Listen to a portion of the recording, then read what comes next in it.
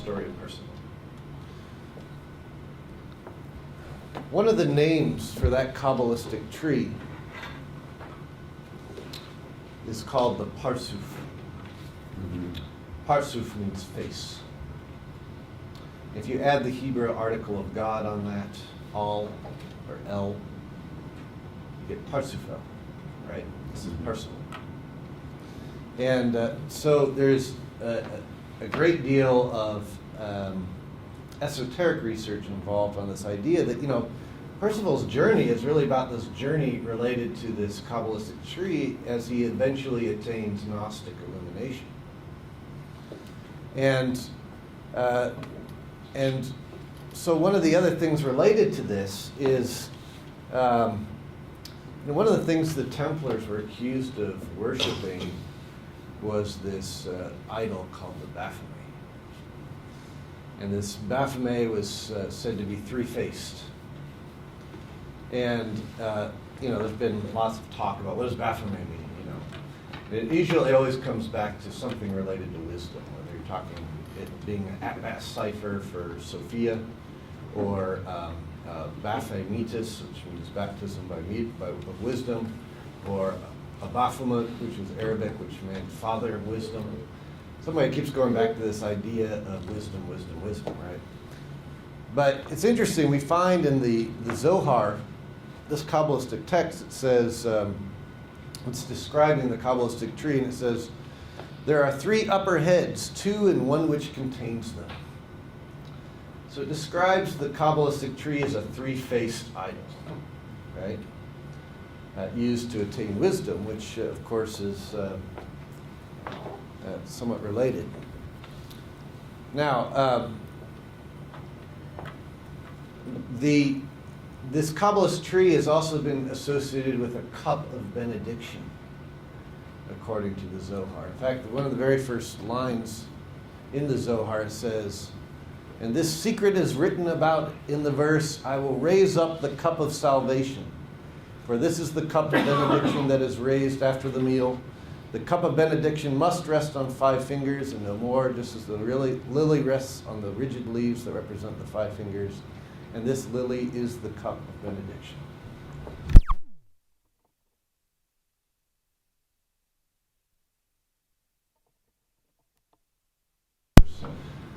That's traditionally what people associate with the Holy Grail,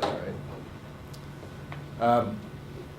Incidentally, this is one of the ideas from the early Christian idea for this was that, you had the upper Trinity, and Dot represented the host, and that the bottom body formed the actual container or chalice. And that you see this is actually an old painting from, an old Templar painting that Johann Valentin Andrea helped to advise on, that's hidden in Germany right now. But in it, here's Sophia, and you see her 7 stars, and she's holding the cup, and you see the host floating above it, just like we find in the tree. And then below here, you see an eye and a triangle inside a squared circle, So these were all, symbolic things. But there were other things that were important to the Templars related to the Zohar. The Zohar mentions that there are 7 continents, for example. Keep in mind, when this text was published, so it mentions there are 7 continents, and that the earth is round, and that the earth goes around the sun. In the section called Vayikra, the Zohar describes that the earth rolls as a ball, so that while some are on top, others are down. And while for some people the sun shines, for others it is dark. And there is always a place where there is daylight all the time except for a little time of darkness. The Zohar also says that there are 7 continents and that one of them is not populated. This was of value to the early Templar navigators after the Zohar was discovered. Even later explorers like Christopher Columbus consulted Rabbi Abraham Zacuto, who was an ardent studier of the Zohar. Columbus's father-in-law was also a Templar, which is where he learned of the Zohar connection. Rabbi Abraham Zacuto was also the one who advised King Manuel I of Portugal to send Vasco da Gama on his historic journey around Africa, and guided Vasco da Gama and prepared him for his famous journey. Vasco da Gama was likewise a Templar initiate, having been initiated into the order under the Knights of Christ lineage in Portugal at the time. So there was some real life practical stuff related to these texts beyond even just the metaphysical. All right. One of the other themes that is consistent and important related to the story of Percival is this character of this hermit named Trevisorant. Because the word hermit comes from the Greek word Hermes. Okay, and Hermes was said to be, the founder of Hermetic philosophy. And the word Trevisorant means threefold knower. So this hermit Trevisorant is Hermes Trismegistus within the story of Percival. And of course, one of the main philosophies of Hermetic philosophy was this idea of as above, so below. Something found on Hermes' emerald tablet, right? Just like the Emerald Grail. And we also find it in the Zohar. And the Zohar itself says, everything is connected with everything, right through to the nethermost end of all the links of the chain. And the true essence of God is both above and below, in the heavens and on earth, and nothing exists apart from it. So here's something from the Zohar that is corresponding with what was in Hermetic philosophy. Here's Sir Isaac Newton's translation of Emerald Tablet of Hermes, and we won't get into it all, but it says, true without lying, certain the most true, that which is below is like that which is above, and that which is above is like that which is below, in order to do the miracles of the one man. It basically says everything came out of the one mind, through the meditation of the one mind. And that, there's a lot of ideas in here that is actually very similar to what we find within Gnostic tradition. So this character of Trevisorant the Hermit is very important in this regard. All right, let's look at another aspect of the Templars. Templar traditions themselves have always said, look, these early Templars that you historians are studying, they had a secret Gnostic inner circle. I've always said this. And historians have said, oh, that's much baloney. But we find things, like, for example, we find Abraxas as being one of the seals of the Templars. And they wouldn't be using that if they didn't understand what it was. There is an Abraxas carved, so if you go to Israel at Acre, at the old Templar castle there's an initiation chamber in the basement. And carved on the floor of that initiation chamber is a giant Abraxas.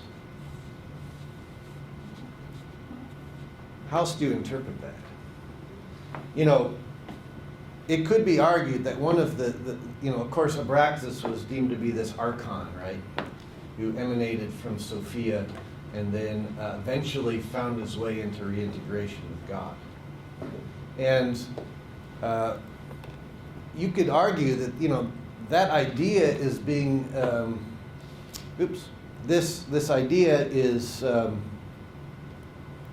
illustrated on the figure of Abraxas himself, because he has the serpent legs. Of course, serpents grow close to the ground or the earth. He's wearing a apron vestment at his abdomen, which is where the liquid functions of the body take place. Here at his midsection, he's holding his whip. What does the whip do? It cracks in the air. And then he has a rooster head. What does the rooster do when he sees the light of the new day? He calls out, right? This was the fire. So this corresponded to these stages of awakening within the Gnostic tradition. And of course, you find the iota, the alpha, and omega around him, and then the 7 stars as well, which correspond to 7 planets and everything else. 7 seals before Revelation. And by the way, one of the ideas behind this iota, alpha, and omega, or I, A, and O, that you find within Gnostic traditions is that to the ancients, consonants represented the physical forms of reality. Vowels represented the hidden force, the spiritual force behind reality. And so from these sounds of I, A, and O, you can get I can also be E, A can also be Ah, and O can also be Oo. So if you're breaking down the essence of the vowels, it comes down to these 3 sounds. And so you see this showing up a lot in sacred names for God, for example. Or, more importantly related to this tradition, names like Ioannis or John, early Greek. The emphasis on the I, O, and A in that regard. So, we'll move on.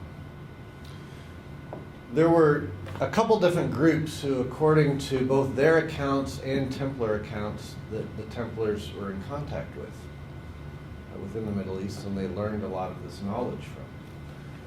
One was the Sufi, and I'm just showing some dervishes here. The Sufi are significant because, first off, the Sufis have certain forms of recognition. One of which is, if you see a Sufi, you do this. Right? You'll see John doing this in Leonardo da Vinci's stuff, right? They'll do this, and then you do this. This represents a point becoming a line, this represents a line becoming a set of compasses, and this represents a set of compasses drawing a circle. But it also represented the Latin letters of I, A, and O. And so they will do certain chants to get into a deep meditational state that includes saying si, si, si, si, si, si, sa, sa, sa, sa, sa, sa, so, so, so, so, so, so.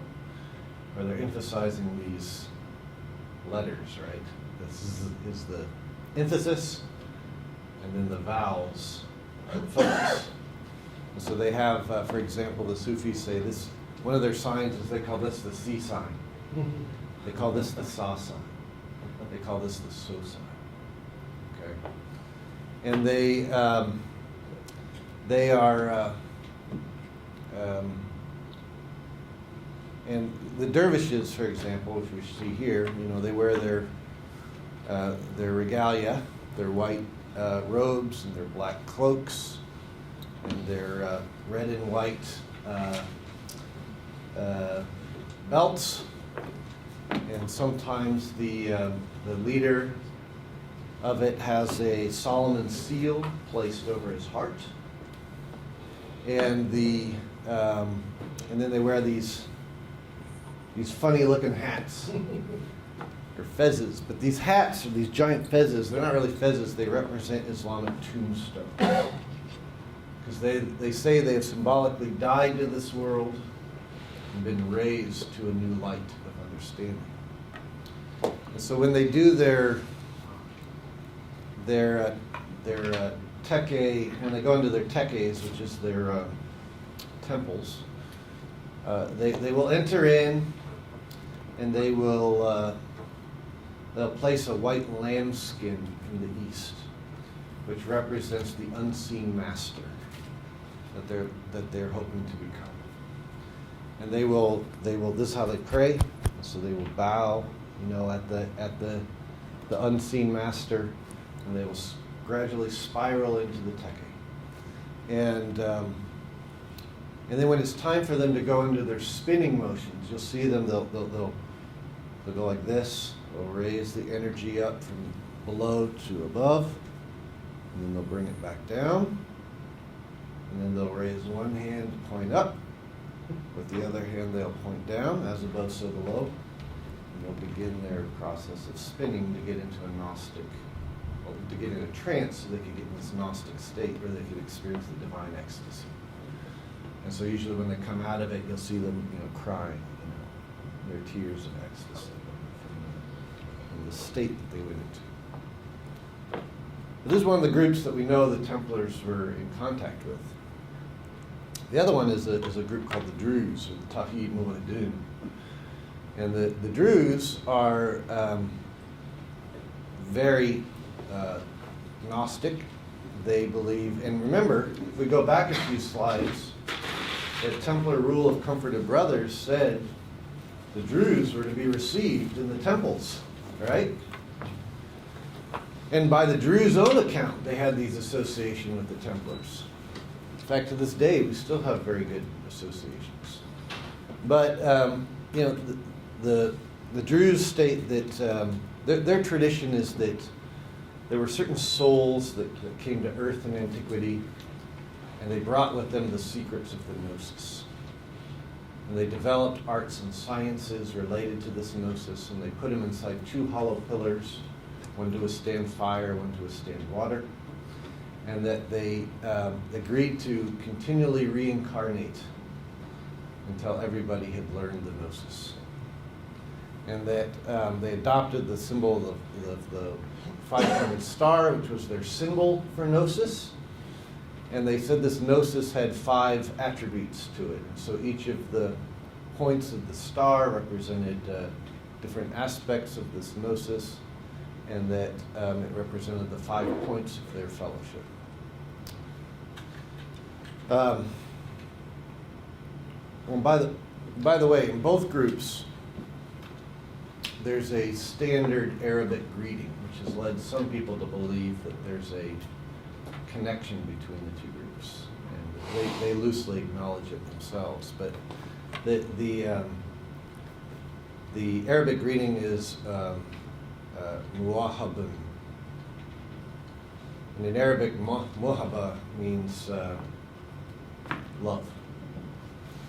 Muwahabin means welcome to the loving place, welcome to the loving people, or welcome to the people of the heart is another way of interpreting it. And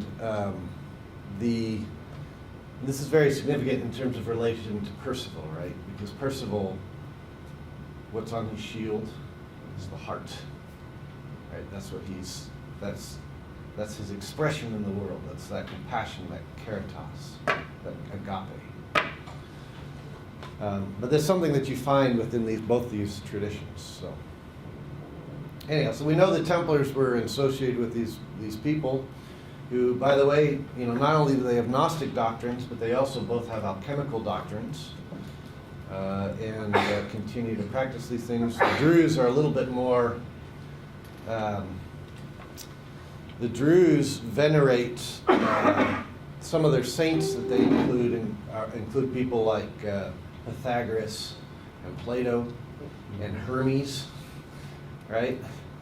And whereas the Sufi will celebrate Idris a lot from the Quran, and the reason for this is because in the Quran it talks about the people of the book, which include Jews, Christians, Muslims, and Sabians. And the Sabians were a group who venerated Hermes Trismegistus. And basically the Muslims said, well, you can continue to worship Hermes, he's just going to be called Idris now. And they said, okay, great. So these Sufi continue to venerate Idris as a prophet. Yeah? I do have a quick question regarding the rule of the Templars in relation to the Druze and also the Sufis. I find it particularly fascinating concerning the historic persecution of Sufis and Druze by both Christian and Muslim populations. Yeah. Do you think that's possibly the reason that was included in the rule? Yeah, well, I think that at least, and I can only speak from our Templar lineage on this, right. And that is that one of the utilities of the Templar order was to seek out the different schools of Gnosis and to help bring them back together so that they could work together towards this greater mission. And they recognized the Sufi and the Druze as part of that primordial tradition. And so I think that's why all of those groups are listed there. But I think since they were Gnostic and continue to be, I think that that's also part of the reason why they're persecuted, not unlike, what we've seen in the Western world. So that's probably partially why the Templars were persecuted as well. If we want to get right down to it. I think the church was willing to tolerate a little bit as long as it was private, but when the order got too much influence, then it became unacceptable. So, yeah. Contemporary newspapers usually say Druze Muslims. Is that just where their political alliance is now more? No, they're not or Muslim. is it the typical It's 'cause where reporter they getting live. things It's confused? because the Western world doesn't take the time to study what they're talking about. But the Druze, in fact, they're their own sect. Right. In fact, they are the only religion outside of Judaism that's allowed to serve in the Israeli army. And the reason for that is because they teach that you must assume the outward manner and politics of whatever country you live in, but secretly continue to practice your faith.